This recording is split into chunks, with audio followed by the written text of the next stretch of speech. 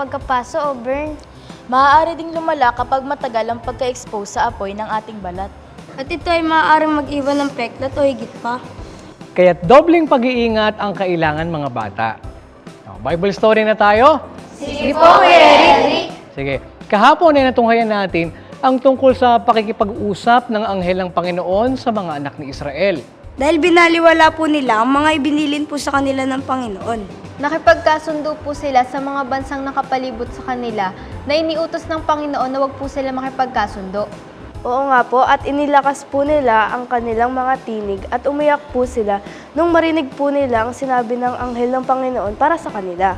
Oo, ganun nga ang naramdaman ng mga anak ni Israel. At ganito naman ang sumunod na nangyari sa kanila. Basahin natin ang nakasulat sa Aklat ng Hukom sa 2:11 hanggang 23. At ginawa ng mga anak ni Israel ang masama sa paningin ng Panginoon at naglingkod sa mga Baal. At kanilang pinabayaan ng Panginoon, ang Diyos ng kanilang mga magulang, na naglabas sa kanila sa lupain ng Ehipto. At sumunod sa ibang mga Diyos, sa mga Diyos ng mga bayan na nasa palibot nila. At sila yumukod sa mga yaon, at kanilang minungkahi ang Panginoon sa galit. At kanilang pinabayaan ang Panginoon, at naglingkod kay Baal at kay Astaroth. At ang galit ng Panginoon ay nag-alab laban sa Israel. At kanyang ibinigay sila sa kamay ng mga mangluloob na anupat sila'y hindi makatayong maluwat sa harap ng kanilang mga kaaway. Saan man sila yumaon, ang kamay ng Panginoon ay laban sa kanila sa ikasasama nila. Gaya ng sinalita ng Panginoon at gaya ng isinumpa sa kanila ng Panginoon. Sila'y nagipit na mainam. At nagbangon ng Panginoon ng mga hukom na nagligtas sa kanila sa kamay niyaong mga lumuloob sa kanila. At gayon may hindi nila dininig ang kanilang mga hukom sapagkat sila'y sumamba sa ibang mga Diyos at kanilang niyukuran ng mga yaon. Sila'y nagpakaligaw na madali sa daan na nilakaran ng kanilang mga magulang na sumunod ng mga utos ng Panginoon. Ngunit hindi sila gumawa ng gayon. At nang ipagbangon sila ng Panginoon ng mga hukom, ang Panginoon ay sumahukom at iniligtas sila sa kamay ng kanilang mga kaaway sa lahat ng mga araw ng hukom, sapagkat nagsisi ang Panginoon dahil sa kanilang daing. Dahil doon sa mga pumighati sa kanila.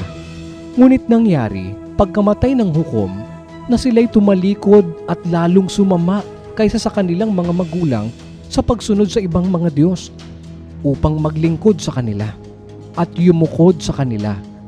Sila'y hindi naglikat sa kanilang mga gawa ni sa kanilang tampalasang lakad. At ang galit ng Panginoon ay nag-alab laban sa Israel at kanyang sinabi, sapagkat sinalangsang ng bansang ito ang aking tipan na aking iniutos sa kanilang mga magulang at hindi dininig ang aking tinig. Hindi ko na naman palalayasin pa sa harap nila ang sinuman ng mga bansang iniwan ni Josue nang siya'y mamatay, upang sa pamamagitan nila'y aking masubok ang Israel kung kanilang susundin o hindi ang daan ng Panginoon upang lakaran nila na gaya ng inilakad ng kanilang mga magulang. Kaya't iniwan ng Panginoon ang mga bansang yaon na hindi niya pinalaya silang biglaan, ni ibinigay sila sa kamay ni Josue. Hay, nakakalungkot naman po ang ginawa ng mga anak ni Israel sa paningin ng Panginoon. Talagang nakakalungkot. Kung ano ang ayaw ng Panginoon na gawin nila, yun yung ginagawa nila. At yun po ay sa pagsamba po nila sa mga Diyos-Diyosan.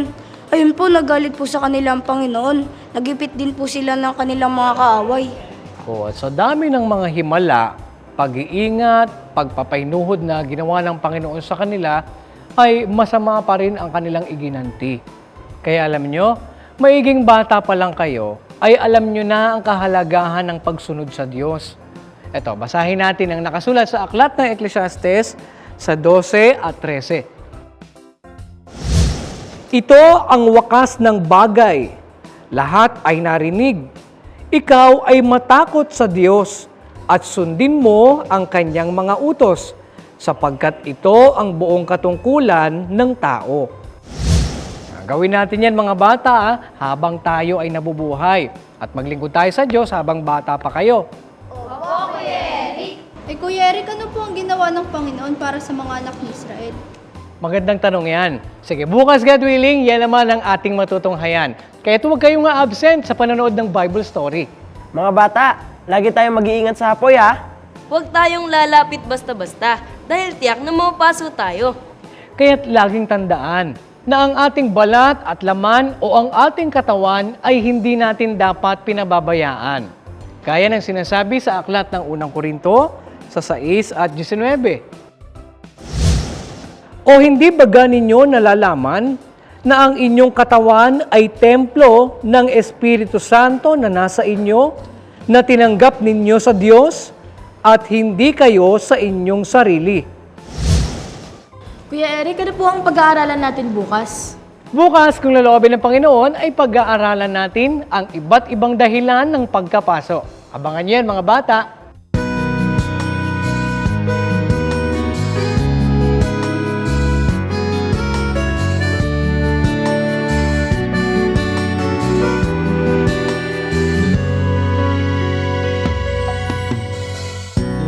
Lipas ang isang taon, salamat sa Diyos na siyang gumabay sa ating pag-aaral. Marami tayong natutunan, kalakip ang mga kalungkutan at kasiyahan.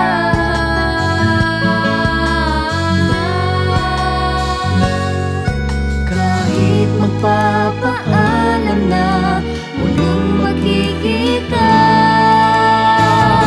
kaya't salamat sa'yo sa pagkakaibigan natin. Ngayong graduation na ay di kita lilimutin.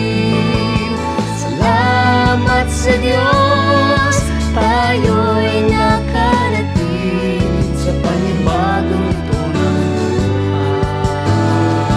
buhay, sa pag-aaral natin.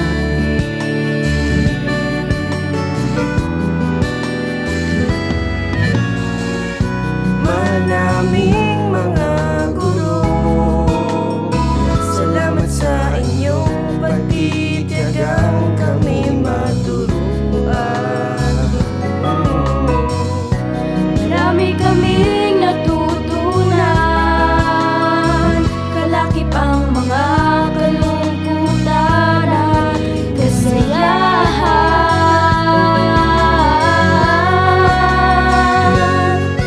Kahit Magpapaalam na muling magkikita, kaya salamat sa inyo sa pagtuturo sa amin. ngayong graduation na ay di kayo lilimutin. Salamat sa Diyos, kami ay nakarating sa panibagong ito ng buhay, sa pag-aaral namin. Graduation na, graduation na, graduation na, graduation na, graduation na, graduation na, graduation na,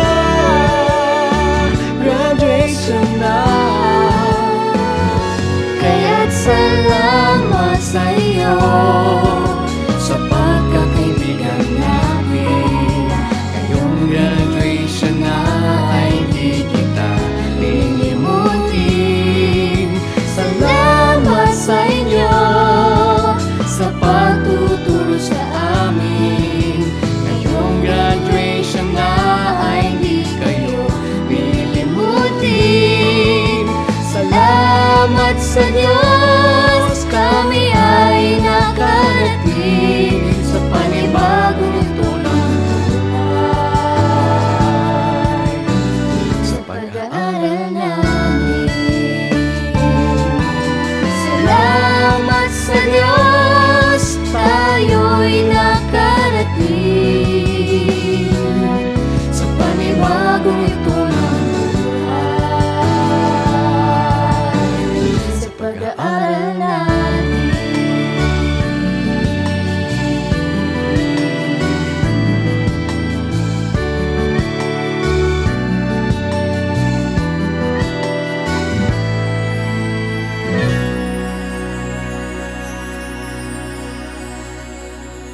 Hanggang dito muna mga bata. Bukas, God willing, ay muli tayong magkita-kita. Dito lang sa nag-iisang Bible School on Air, ang KNC Show! KNC Show. Will teach us while we grow. Sa tulong ng ating Diyos Ama, isipan ay magliliwanag. The KNC Show. Will teach us while we grow. Sa tulong ng ating Diyos Ama, isipan ay magliliwanag na.